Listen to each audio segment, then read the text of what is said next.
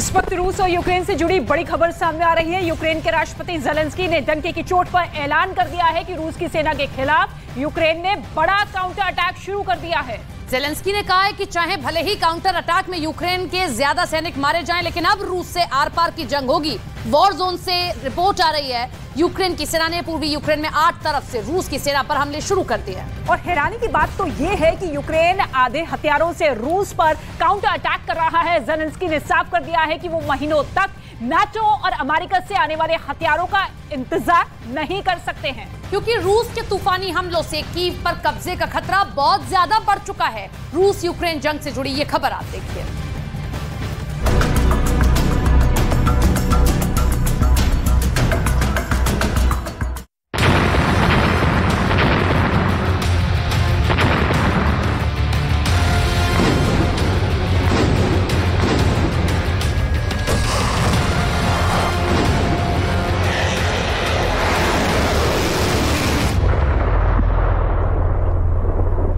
आखिर यूक्रेन की ऐसी क्या मजबूरी है कि भारी हथियारों की कमी के बावजूद ज़ेलेंस्की का यूक्रेन रूस पर आत्मघाती काउंटर अटैक कर रहा है।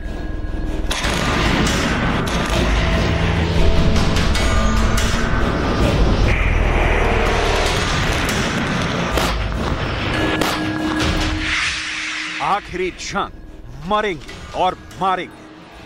यूक्रेन के जनरल किस दम पर दावा कर रहे हैं कि 8 तरफ से हो रहे यूक्रेन के हमले रूसी सेना के चीथड़े उड़ा देंगे।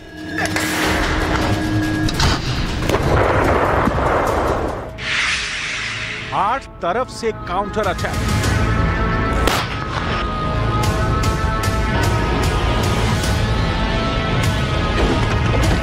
लेकिन डिफेंस एक्सपर्ट्स क्यों दावा कर रहे हैं कि यूक्रेन के भीषण काउंटर अटैक महज 15 दिन में रूस के तूफानी हमलों के सामने टिक नहीं पाएंगे? चुन चुन कर मार रहे हैं पुतिन।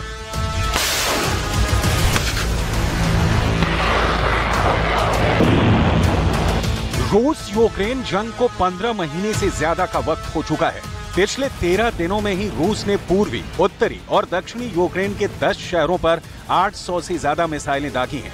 अब तक रूस ने पूर्वी यूक्रेन के 30% इलाके पर कब्जा कर लिया है, जबकि पुतिन के रूस का टारगेट है कि जल्द से जल्द यूक्रेन के 15% इलाके पर कब्जा कर लिया जाए। इसलिए रूस 3 हफ्तों से यूक्रेन की राजधानी कीव समेत कुल 10 शहरों पर भीषण हमले कर रहा है। हालात ये हो गए हैं कि अमेरिका और नाटो के एयर डिफेंस सिस्टम भी रूस के तूफानी हवाई हमलों के सामने टिक नहीं पाए हैं। भले ही अमेरिका और यूक्रेन दावा करें कि उनके पैट्रियट मिसाइल सिस्टम ने रूस की घातक इस्कंदर और किंजल मिसाइलों को हवा में ही तबाह कर दिया है, लेकिन ये भी सच है कि रूस ने पैट्रियट मिसाइल सिस्टम समेत कई एयर डिफेंस सिस्टम को तबाह कर डाला है।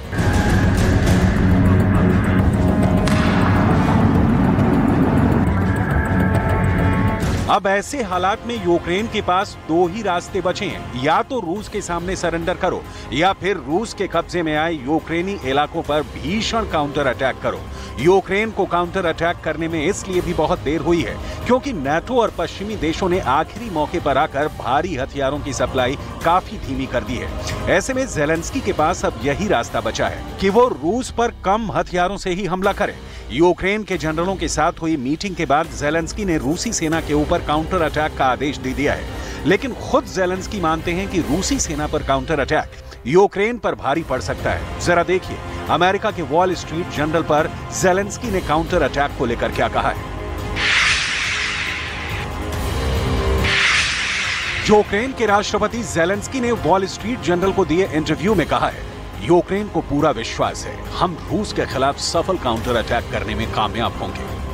मुझे नहीं पता काउंटर अटैक कब तक चलेगा, लेकिन यूक्रेन इसे करने जा रहा है। हमारी सेना तैयार है। डिफेंस एक्सपर्ट्स के मुताबिक रूसी सेना पर यूक्रेन का काउंटर अटैक उसके लिए सुसाइड मिशन साबित होगा, क्योंकि पुतिन के रूस ने पिछले 5 महीनों में जबरदस्त तैयारी कर ली है। इस वक्त हर महीने रूस लंबी दूरी की 70 से ज्यादा हाइपरसोनिक मिसाइलें बना रहा है, जबकि रूस के पास रिजर्व में 7000 टैंक मौजूद हैं, जो यूक्रेन को पूरी तरह से कुचलने के लिए काफी हैं। इसके अलावा सुखोई और मिग सीरीज के 700 से ज्यादा फाइटर जेट और बॉम्बर यूक्रेन के शहरों के चीथड़े उड़ा रहे हैं।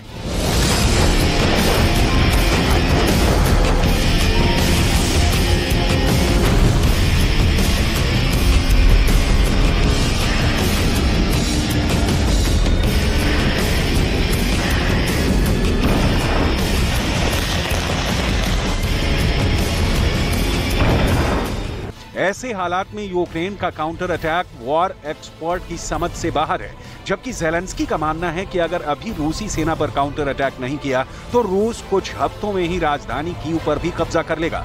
अब रूस के भीषण हमलों का इसी से अंदाजा लगा सकते हैं कि अकेले यूक्रेन की राजधानी कीव में ही 4000 से ज्यादा शेल्टर और बंकर बनाए गए हैं ताकि रूस के तूफानी हमलों से यूक्रेन के लोगों को बचाया जा सके। इस वक्त यूक्रेन में बंकर और शेल्टर भरे पड़े हैं। हालात ये हैं कि कीव में कुछ महिलाओं और पुरुष बंकर में घुसने के लिए गिड़गिड़ाते रहे, लेकिन बंकर के दरवाजे नहीं खोले गए, जिसकी वजह से रूसी मिसाइलों की चपेट में आकर सभी मारे गए। ज़ेलेंस्की भी कीव में हुए इस दर्दनाक सच को देखकर दहल गए।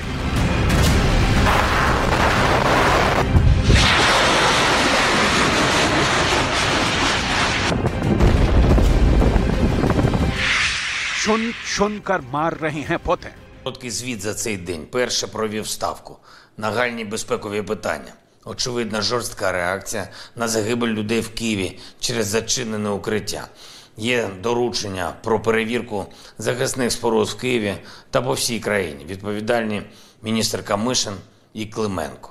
यूक्रेन की सेना इस वक्त रूस की सेना पर 8 तरफ से काउंटर अटैक कर रही है, जबकि रूस यूक्रेन पर ड्रोन, मिसाइल और फाइटर जेट से अंधाधुंध हवाई हमले कर रहा है।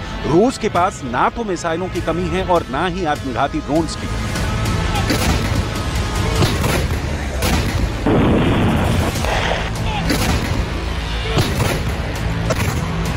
आप जरा रूस के इन कामिकाज़े यानी आत्मघाती ड्रोन की तस्वीरों को देखिए, जिसे देखकर ज़ेलेंस्की की रूह तक कांप गई है।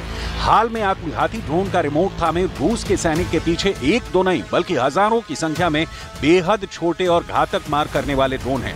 ऐसा लग रहा है कि रूस के ये आत्मघाती ड्रोन सुनामी बनकर पूरे यूक्रेन को भस्म कर डालेंगे। इस वीडियो में रूसी सैनिक ये बता रहा है कि रूस के ये मिनी ड्रोन ना सिर्फ यूक्रेन के बड़े और घातक हमलों को तबाह कर सकते हैं, बल्कि बड़ी इमारतों की खिड़कियों से घुसकर पूरी इमारत को तबाह कर सकते हैं।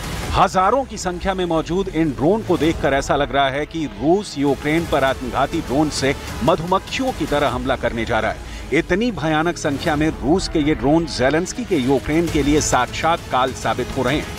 अमेरिका के विदेश मंत्री एंटनी ब्लिंकन तक मान चुके हैं कि पुतिन का रूस बेहद ताकतवर है, जिसकी वजह से बेहद कड़ा मुकाबला जंग में हो रहा है।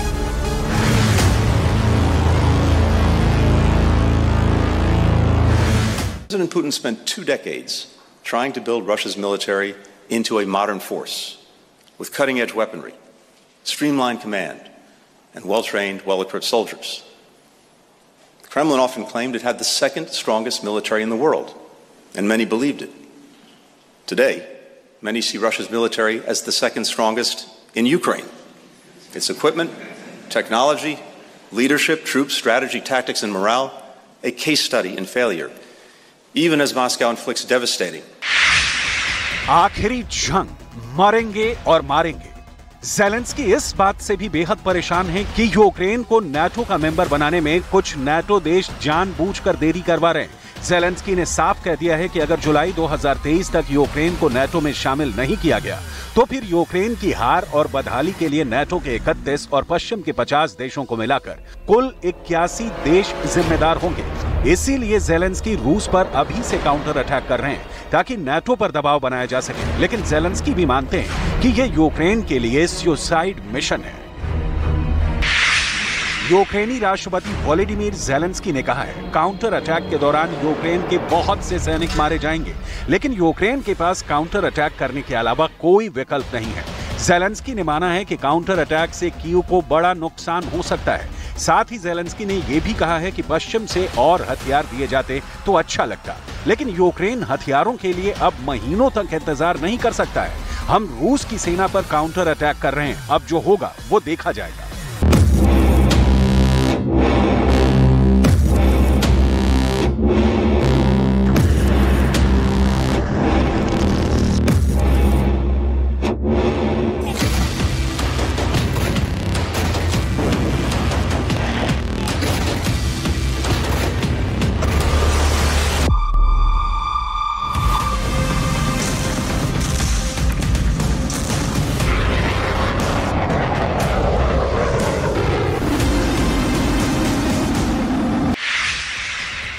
चुन कर मार रहे हैं पुतिन।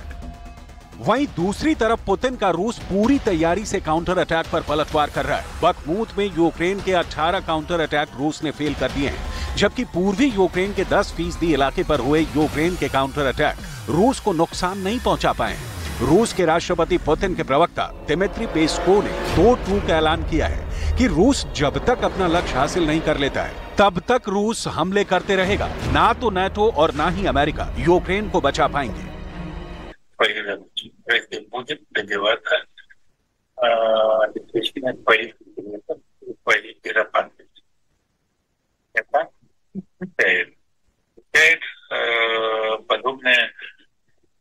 расширение альянса и его непосредственное приближение к нашим границам, в том числе членству Украины в НАТО. Естественно, это является